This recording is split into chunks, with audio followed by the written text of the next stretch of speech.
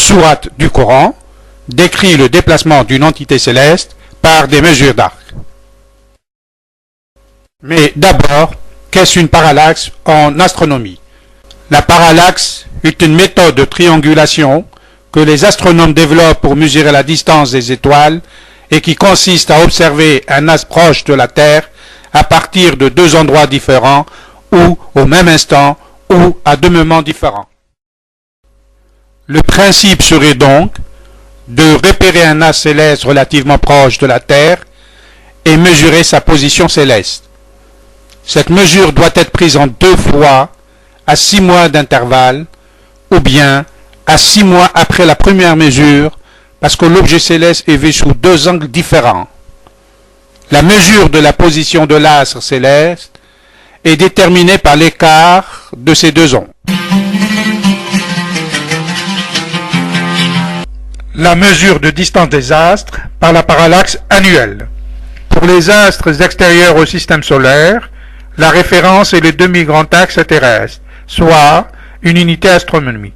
L'étoile dont on veut mesurer la distance est observée 2 fois à 6 mois d'intervalle grâce à la configuration des étoiles en arrière-plan. On obtient par cette méthode de mesure la parallaxe annuelle. Pour calculer une parallaxe d'une étoile proche de la Terre, il faut considérer la révolution de la Terre autour du Soleil et choisir deux instants t, c'est-à-dire T1 et T2, diamétralement opposés. Si l'instant T1 est mesuré à partir d'une saison hivernale, c'est-à-dire au mois de janvier, l'autre instant serait T2 et serait mesuré à partir d'une saison estivale, c'est-à-dire au mois de juillet. La mesure de la parallaxe serait de calculer la triangulation Terre-Soleil-Étoile. Une fois cette mesure calculée, nous pouvons mesurer la distance par cette équation où la distance est égale à une unité astronomique sur la parallaxe. Cette animation montre comment la position apparente dans le ciel d'une étoile proche se déplace par rapport aux étoiles plus lointaines, qui semblent fixes d'ailleurs. Ce mouvement apparent est en fait dû au mouvement de révolution de la Terre autour du Soleil. La mesure de la distance entre les deux positions extrêmes de l'étoile sur le ciel permet d'estimer un angle qui est la parallaxe de l'étoile. Cette animation montre un observateur suivant des yeux la trajectoire du Soleil par rapport à l'horizon terrestre, les parcours du Soleil du lever au coucher sur des hauteurs d'horizon variantes montrent en fait les solstices d'été et d'hiver. En géométrie spatiale, les angles apparents séparant les astres sont calculés en mesure d'arc. 1 degré donnera 60 minutes d'arc. En convertissant en seconde d'arc, 1 minute d'arc donnera 60 secondes d'arc. Et 1 seconde d'arc donnera 1/60e minute d'arc. Les astronomes calculent les angles sous lesquels se voient quelques-unes d'entre les astres et utilisent le demi-grand axe de l'orbite terrestre pour pouvoir déterminer une mesure plus précise. Un télescope de 114 mm de diamètre est capable de discerner les détails d'un diamètre apparent du second d'arc environ.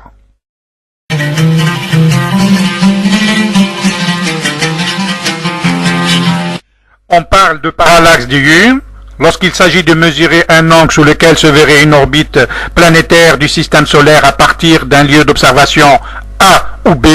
Il faut calculer les angles BTB et ATP depuis une longueur de référence comme le rayon terrestre, et puis en déduire la parallaxe qui permettra d'obtenir la distance TP.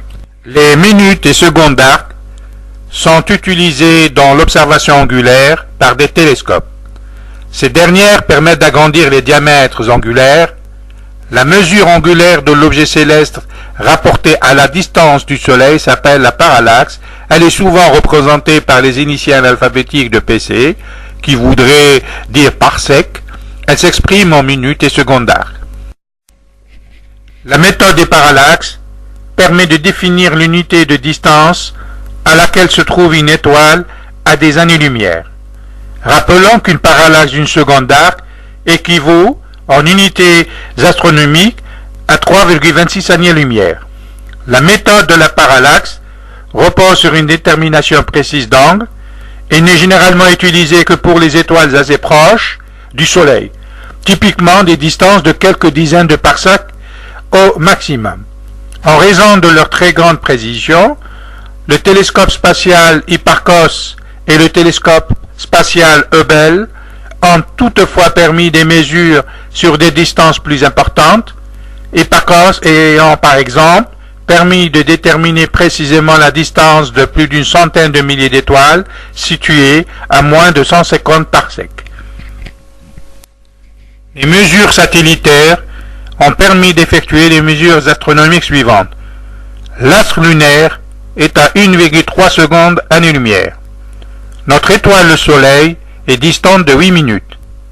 La planète Pluton est à 5,5 heures. La constellation Proxima Centauri est à 4,2. Le centre de la Voie lactée est à 26 000 années-lumière. L'amas de galaxies de la constellation de Coma est à 330 années-lumière. Et enfin, le diamètre de l'univers de l'horizon cosmique est à 44 milliards d'années-lumière. ECI, des lettres alphabétiques, signifie une entité céleste identifiée. Une définition pour signifier qu'il s'agit d'une entité volante et non un objet volant. Une ECI désigne toute forme d'existence d'être qui n'est point terrestre, mais venue d'ailleurs. Selon le Coran, les ECI existent et ne sont pas hypothétiques. Elles sont dénommées Archange Gabriel, Archange Michael. Cependant, les ECI ne peuvent être observées par quiconque. Seuls certains élus leur sont accordés cette chance de les voir apparaître, de surgir de nulle part et de les rencontrer sous une forme d'enveloppe corporelle. Une sorte de rencontre de troisième type. Le Coran révèle cette rencontre et concède quelques indices mesurables. En voici un extrait.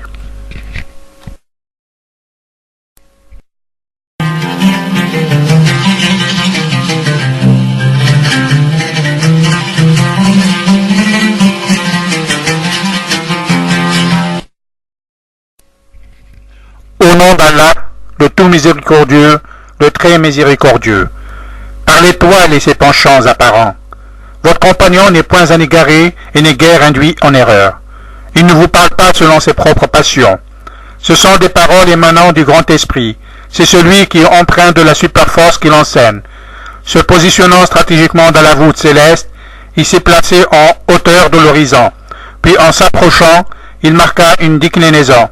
Il fut à la portée de 2 arcs ou peut-être moindre. Et de là il inspira à son serviteur ce qui lui a inspiré. Le cœur du serviteur n'a point menti de ce qu'il a vu. Lui constatez-vous donc ce qu'il a vu? Il a pourtant vu lors d'une autre descente à l'horizon du lotus de la finitude, là où se trouve le jardin de Ma'wa. Or le lotus couvre ce qu'il recouvre. La vue du serviteur n'a nullement dévié ni outrepassé la mesure. Il a bien vu certaines des grandes merveilles de son Seigneur.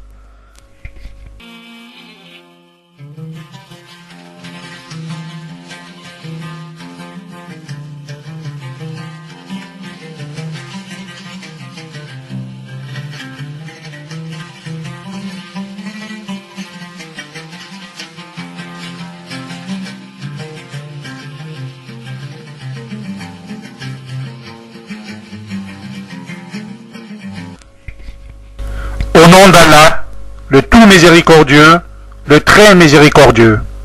Ce sont des paroles venant d'un noble messager céleste, doué d'une force forte et occupe une place élevée dans le royaume de Dieu. Le messager céleste obéit aux ordres de Dieu et il est digne de confiance. Votre compagnon terrestre n'est point un insensé. Il a effectivement vu le messager céleste au-dessus de l'horizon.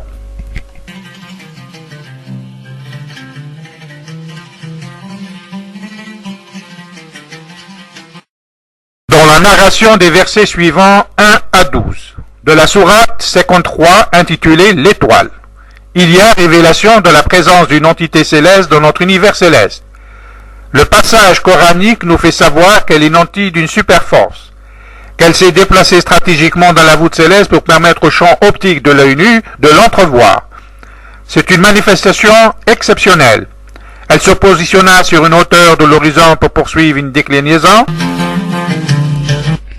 Une distance évaluée par l'entité céleste pour se rendre visible et faciliter la transmission du message coranique. Le texte révèle également que le prophète sallallahu alayhi wa sallam a vu l'entité céleste dans son authentique portrait. Elle était distante du messager terrestre à une portée de 2 arcs de la terre d'Arabie.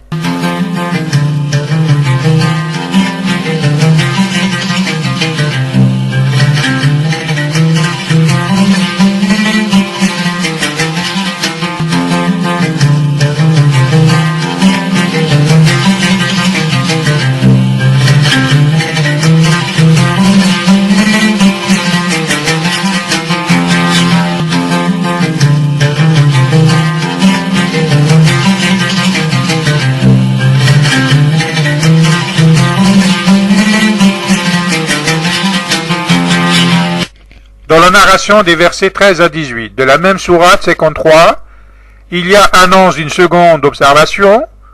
Le messager terrestre a vu l'entité céleste dans son authentique portrait. Il a vu aux confins de cette sphère étoilée. C'était lors de l'ascension du prophète vers les cieux. La parallaxe n'est pas décrite parce que la mesure restait en dehors de notre univers observable, et de ce fait, elle était en hors portée de nos unités astronomiques mesurables. Cette rencontre s'est déroulée dans un horizon céleste très lointain, là où finit notre monde céleste mais s'entame à un autre univers ou d'autres. Le texte révèle que le messager terrestre a vu l'esprit céleste dans un lieu proche d'un jardin féerique nommé le Ma'wa, où nul être terrestre n'aurait accès en ces lieux que celui qui aurait gagné son salut par la grâce de Dieu. Ces versets comportent des indices révélateurs, une topographie spatiale comportant des unités astronomiques qui correspondent aux observations angulaires de la géométrie spatiale. La présence de l'entité céleste dans notre monde terrestre devient mesurable, que ne déplaise aux sceptiques. Cependant, il faut rappeler que le prophète n'a vu l'entité céleste que 2 fois, dans sa manifestation réelle et authentique. Les autres rencontres avec l'entité céleste ont été sous des formes d'apparitions télépathiques ou empreintes d'une enveloppe corporelle.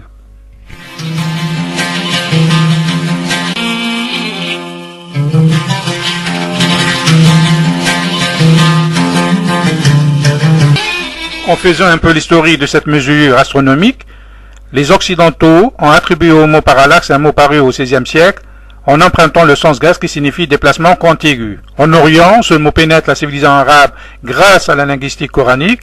Il apparaît dans la littérature religieuse aux premières heures de l'Hégire. Le Coran lui attribue le sens de mesure astronomique. Les savants arabes ont fait beaucoup de prouesses dans les mesures astronomiques et les mathématiques, mais sans que cette mesure soit enregistrée dans leurs doléances et les écrits scientifiques, pourtant nés de la révélation.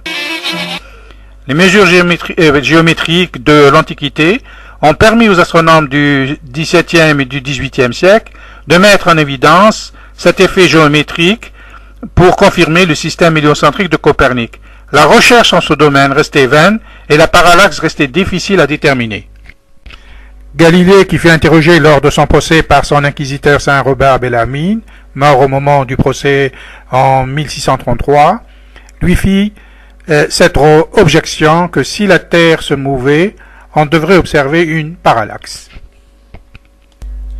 Et comme aucune parallaxe n'a été mesurée, cette absence de mesure angulaire devenait un argument contre l'héliocentrisme.